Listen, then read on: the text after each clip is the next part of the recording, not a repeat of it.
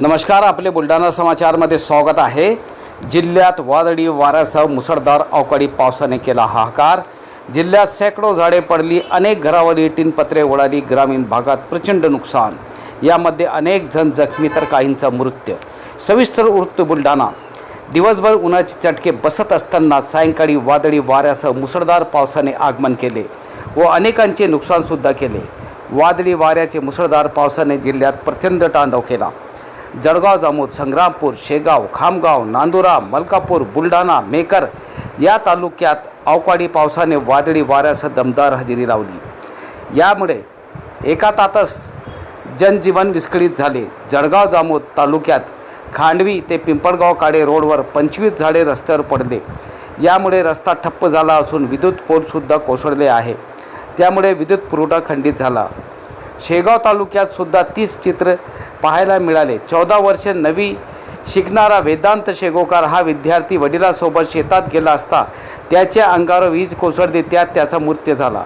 संग्रामपूर तालुक्यातील वादळी वाऱ्यामुळे शेतातील केळीचे झाडे सुद्धा झोपली आहे, तर बुलढाण्यात सुद्धा हवेचा जोर वाढला, नागरिकांची चांगली झोप उडाली। यामध्ये खामगाव शेगाव रोडवरील भरी मोठी कमान वादळी वाऱ्याने कोसळले, त्यामुळे शेगावला जाणारी वाहतूक ठप्प झाली आहे। तसेच मेकर तालुक्यातील टेंभुर्णी फाट्याजवळ सुद्धा दिशाफलक असणारी कमान कोसळून खाली पडली, तर मलकापूर येथील मंदिराचा पिल्लर तुटून एक वृद्ध व्यक्तीच्या डोक्यावर कोसळला, त्यामुळे त्याचा जागीच मृत्यू झाला। मलकापूर सोलापूर महामार्गावरील दाताळा गावानजीक असलेला टोलनाका सुद्धा कोसळला। सुदैवाने यामध्ये जीवितहानी टळली, मात्र 4 कर्मचारी हे जखमी झाले आहेत। या घटनेमुळे वाहतूक ठप्प, महामार्ग हा पूर्णतः बंद झाला होता। या वादळी अवकाळी पावसाचा फटका मलकापूर पोलीस स्टेशनला सुद्धा बसला आहे। शहर पोलीस स्टेशन इमारतीवर असलेली टीनपत्रे उडाली आहे।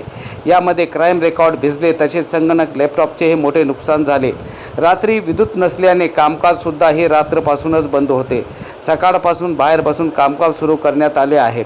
सध्या जिल्ह्यात सर्वात जास्त नुकसान खामगाव, मलकापूर, शेगाव, जळगाव, जामोद, नांदुरा या ठिकाणी झाले आहे। जिल्ह्यात आलेल्या या अवकाळी वादळी मुसळधार पावसामुळे अनेकांचे नुकसान झाले आहे, तर काहींचा मृत्यूसुद्धा झाला आहेत।